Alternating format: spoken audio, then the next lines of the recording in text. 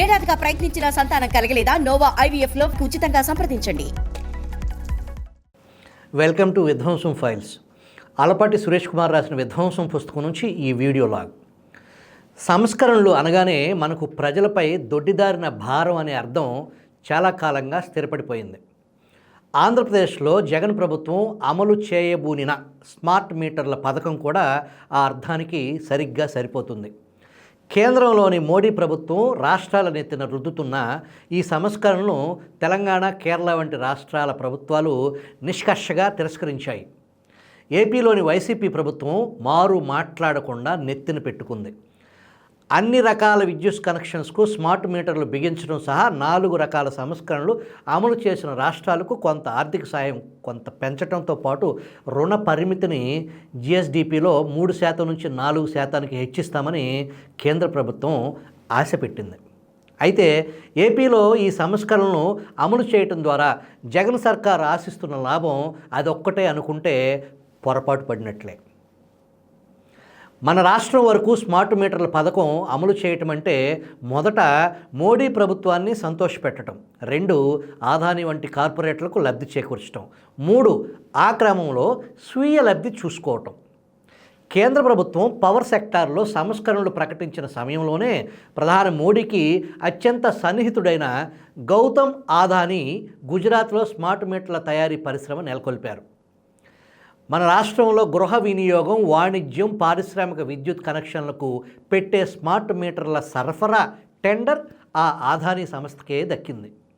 కొన్ని వేల కోట్ల రూపాయల లాభం సమకూర్చింది. ఈ వరుస క్రమాన్ని యాదృచ్ఛికం అనుకోగలమా? వ్యవసాయ విద్యుత్ కనెక్షన్లకు స్మార్ట్ మీటర్ల సరఫరా కాంట్రాక్టు ముఖ్యమంత్రికి సన్నిహితుడైన కడప జిల్లా వాసి విశ్వేశ్వర్ రెడ్డికి చెందిన షిరిడి సాయి ఎలక్ట్రికల్ సంస్థకు దక్కింది.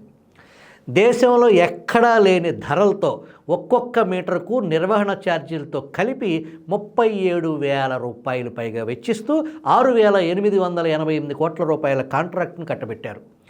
ఈ అధిక ధరలకు సర్వీస్ అనే సాకును అడ్డం పెట్టుకుంటున్నారు.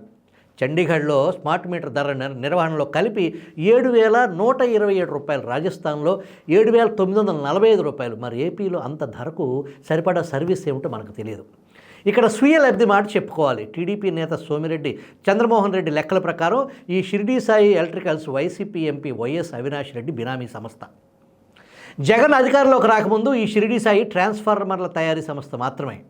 2019 తర్వాత ఏపీలో విద్యుత్ రంగంలో ఈ సంస్థ ఆడింది ఆట, పాడింది పాటగా తయారైంది. ఉదాహరణకు షిరిడి సాయి స్మార్ట్ మీటర్ల తయారీ పరిశ్రమే లేదు, అయినా స్మార్ట్ మీటర్ల సరఫరా కాంట్రాక్ట్ దక్కింది. వడ్డించేవాడు మనవాడైతే అన్నట్టు టెండర్ నిబంధనలు రూపొందించేవాడు మనవాడైతే ఇక అడ్డు అదుపు ఏముంటుంది? పంప్డ్ స్టోరేజ్ విద్యుత్ ప్రాజెక్టును షిరిడి సాయి కట్టబెట్టారు.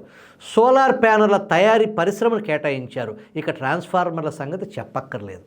ఏడాది కాలంలో షిరిడి సాయికి జగన్ ప్రభుత్వం కట్టబెట్టిన టెండర్లు, ప్రాజెక్టుల విలువ 92,000 కోట్ల రూపాయలు అని ఈనాడు పత్రిక రిపోర్ట్ చేసింది. సాగు కనెక్షన్లు మినహా అన్ని రకాల విద్యుత్ కనెక్షన్లు, స్మార్ట్ మీటర్ల ఖర్చును వినియోగదారుల నుంచే వసూలు చేస్తారు. రైతులతో వ్యవహారం కాస్త సున్నితం కాబట్టి ఖర్చును నేరుగా వారిపై మోపకుండా ప్రజలందరిపై మోపారు. స్మార్ట్ మీటర్లు పెట్టిన తర్వాత వ్యవసాయ పంపు సెట్ల విద్యుత్ వాడకం బిల్లు మొత్తాన్ని ప్రభుత్వమే రైతు బ్యాంకు ఖాతాలో జమ చేస్తుంది. అది ఆటోమేటిక్ ట్రాన్స్కో ఖాతాకు బదిలీ అవుతుంది. ఈ డొంక తిరుగుడు అవసరం ఎందుకు వచ్చింది? వేల కోట్ల రూపాయల ఖర్చుతో ఒక పథకం అమలు చేస్తున్నామంటే ఏదో ప్రయోజనం ఉండాలిగా. ఆ ప్రయోజనం ప్రజలకు కాదు, ప్రభుత్వానికి అన్నమాట గట్టిగా వినబడుతుంది. సాగు రంగానికి కాలక్రమేణా విద్యుత్ సబ్సిడీ ఉపసంహరించడం ఈ స్మార్ట్ మీటర్ల లక్ష్యం అనేది విద్యుత్ రంగ నిపుణుల అభిప్రాయం. జగన్ ప్రభుత్వం లక్ష్యం కూడా అదేనని సిపిఎం నేత బాబురావు అంటున్నారు.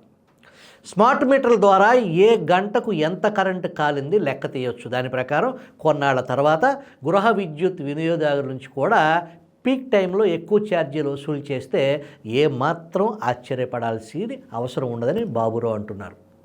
చివరికి విద్యుత్ పంపిణీని కూడా ప్రైవేటు పరం చేయటం ఈ సంస్కరణ లక్ష్యం.